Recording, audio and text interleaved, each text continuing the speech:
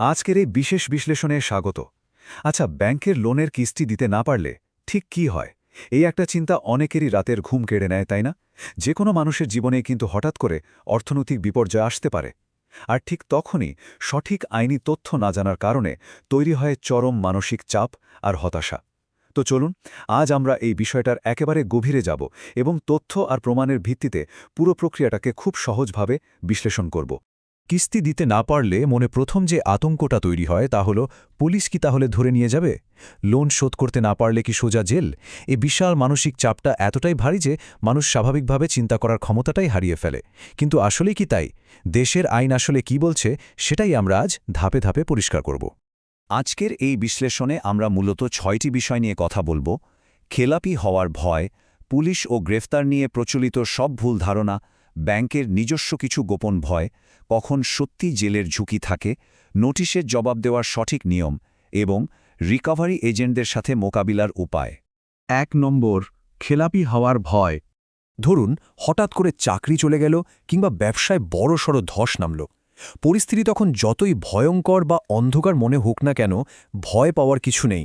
কারণ এই loan default থেকে বাঁচার সুনির্দিষ্ট এবং অত্যন্ত শক্তিশালী কিছু আইনি রক্ষা কবচ আছে।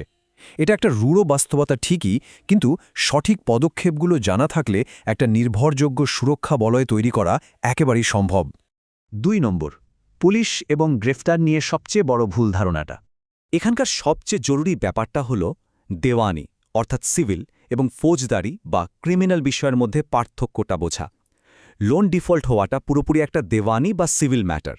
এর সমাধান হবে ব্যাংক আর গ্রাহকের মধ্যে। অন্যদিকে ফৌজদারি অপরাধ হলো এমন কিছু যেখানে পুলিশের সরাসরি হস্তক্ষেপ লাগে। আমাদের সবসময় মনে রাখতে হবে, পুলিশের মূল কাজ হলো আইন শৃঙ্খলা রক্ষা করা, কোনো ব্যাংকের হয়ে বাড়ি বাড়ি গিয়ে টাকা আদায় করে দেওয়া নয়। স্ক্রিনের এই কথাটা খুব ভালো করে খেয়াল করুন। যেহেতু লোন ডিফল্টের কারণে কোনো থানায় এফআইআর বা মামলাই দায়ের করার সুযোগ নেই, তাই পুলিশ এসে গ্রেফতার করবে, এই ভয়ের আসলে কোনো আইনি ভিত্তিই নেই। আইনের চোখে স্রেফ টাকা দিতে না পারাটা কোনো অপরাধ নয়। শুধু এই একটা তথ্য জানা থাকলেই কিন্তু অহেতুক গ্রেফতারের আতঙ্ক থেকে মুক্তি পাওয়া যায়। 3 নম্বর, ব্যাংকের গোপন ভয়। ব্যাংকিং সেক্টরের একটা খুব ভারী আর আতঙ্কের শব্দ হল এনপিএ বা নন পারফর্মিং অ্যাসেট। যখন কোনো লোন অ্যাকাউন্ট থেকে টানা কিস্তি আদায় হয় না, তখন নিয়ম অনুযায়ী ব্যাংকে সেটা এনপিএ হিসেবে ঘোষণা করতে হয়। আর সত্যি বলতে, ব্যাংকগুলো ঠিক এই জিনিসটাকেই সবচেয়ে বেশি ভয় পায়।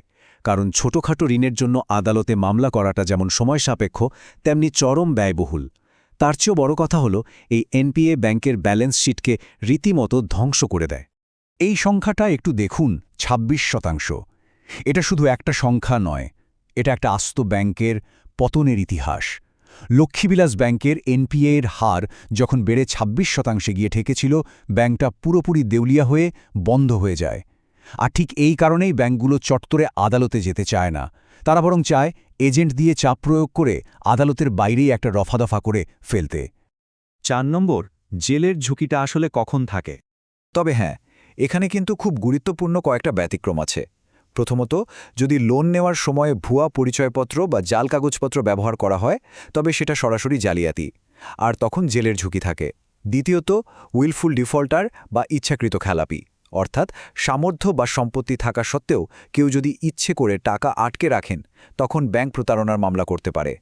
আর তৃতীয়ত হল চেক বা ইসিএস বাউন্স।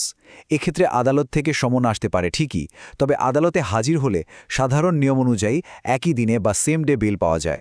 5 নম্বর, ব্যাংক নোটিশের জবাব দেওয়ার নিয়ম। ব্যাংক থেকে লিগ্যাল নোটিশ এলে ভয় পেয়ে লুকিয়ে না গিয়ে এই যৌক্তিক আইনি প্রক্রিয়াগুলো ধাপে ধাপে মেনে চলতে হবে। প্রথম ধাপ, অবশ্যই একজন অভিজ্ঞ আইনজীবীর পরামর্শ নেওয়া। দ্বিতীয় ধাপ, নোটিশের জবাবে আর্থিক দুরবস্থার প্রকৃত কারণ, যেমন অসুস্থতা বা চাকরি হারানোর মতো বিষয়গুলো স্পষ্টভাবে তুলে ধরা। এবং তৃতীয় ও সবচেয়ে গুরুত্বপূর্ণ ধাপ হল এই উত্তরটা সবসময় রেজিস্টার্ড পোস্টের মাধ্যমে পাঠানো। এখানে সবচেয়ে বড় ম্যাজিকটা কিন্তু এই রেজিস্টার্ড পোস্ট। এটাকে আইনি লড়াইয়ের ব্রহ্মাস্ত্র বলা যেতে পারে। কেন জানেন? কারণ এটা একটা দারুণ পেপার ট্রেইল বা শক্ত লিখিত প্রমাণ তৈরি করে।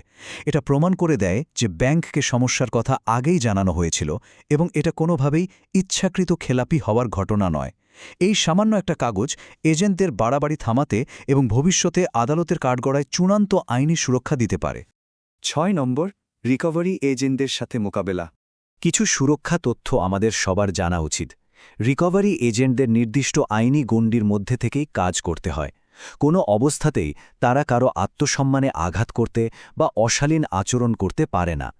মানসিক হয়রানি করা আইনে সম্পূর্ণ নিষিদ্ধ। আর যদি কোনো এজেন্ট সরাসরি হুমকি দেয়, তবে দেশের প্রচলিত আইনি ব্যবস্থা নেওয়ার পূর্ণ অধিকার একজন সাধারণ নাগরিকের রয়েছে। আমাদের পুরো আলোচনার মূল কথা একটাই, লোন নিলে সেটা শোধ করা অবশ্যই একটি নৈতিক এবং আইনি দায়িত্ব, এটা নিয়ে কোনো সন্দেহ নেই। কিন্তু যদি কোনো বাস্তব কারণে সেটা দেওয়া সম্ভব নাও হয়, তার জন্য অযথা আতঙ্কিত হয়ে জীবনের স্বাভাবিক ছন্দ বা নিজের মানসিক শান্তি নষ্ট করাটা কোনোভাবেই সমাধান হতে পারে না। শেষ করার আগে এই প্রশ্নটা সবার জন্য। আর্থিক লেনদেনের ক্ষেত্রে আইনি অধিকার সম্পর্কে জানাটা এখন সময়ের দাবি। ভিত্তিহীন ভয়ের কাছে হেরে না গিয়ে আত্মসম্মান আর মানসিক শান্তি বজায় রাখাটাই হোক মূল লক্ষ্য। কারণ মনে রাখবেন, দেশের আইন সবসময় সৎ নাগরিকদের সুরক্ষা দেওয়ার জন্যই তৈরি। আশা করি আজকের এই পর্বটি জটিল ব্যাংকিং আইনগুলোকে একটু হলেও সহজ করে তুলতে সাহায্য করেছে।